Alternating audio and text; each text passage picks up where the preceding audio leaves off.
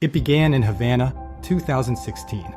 Diplomats heard a piercing sound, high and impossible to locate.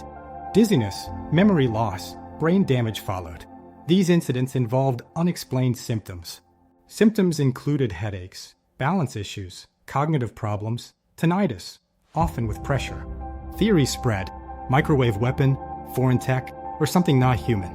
Government called it Havana Syndrome. Hit agents in China, Germany, DC. It wasn't coincidence.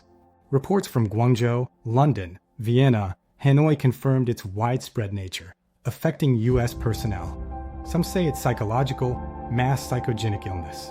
Others suspect an attack using technology. Despite investigations, cause unknown, with conflicting findings, no real answers. Truth? Still classified. This is Truth in the Shadows Eye. Subscribe for more.